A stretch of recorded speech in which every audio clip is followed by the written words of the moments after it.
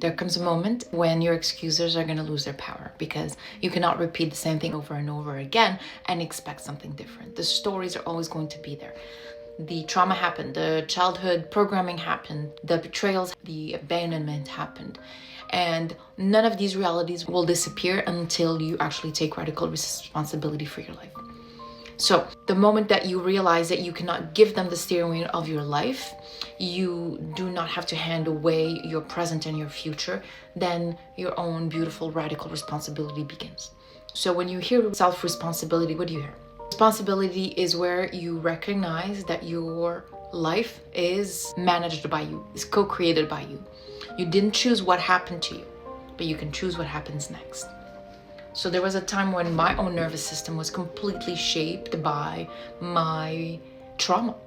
I was in survival mode. My PTSD, my depression had narrowed my world so much that I expect danger every time I looked for the shoe to drop. And I had to take radical responsibility for my life because I lived through what I lived through, whatever. It is not going to disappear until I start doing something about it. So I stopped asking, what is wrong with me? What did this happen to me?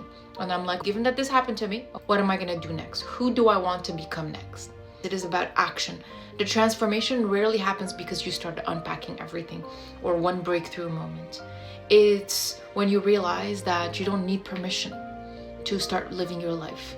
Waiting for the confidence, waiting for the right partner, waiting for motivation, waiting for life to become easier. You have to take radical responsibility every day. The compound effect of your actions towards depositing and investing in your well-being every day, participating in your own becoming, whatever that looks like for you. It's the participation into your life. It's realizing that your nervous system deserves your personal care. And if somebody else wounded you, if somebody else put this programming or this conditioning into you, then that's okay. We leave that in the past. So when you don't feel motivated, you still have to choose yourself. You still have to choose honesty, radical responsibility over deception, over excuses. Asking for help when your capacity is exceeded. Asking for rest before you get to the resentment. And it's becoming curious about your patterns, but not fully drowning in them. Right? Not becoming fused with what is wrong with me, what is this, what is that. So it's not about anything else but reclaiming authorship, reclaiming sovereignty, reclaiming choice and agency over your life. So neuroscience tells us the brain changes according to what we repeatedly do. And this is what I teach. Every thought strengthens a certain pathway.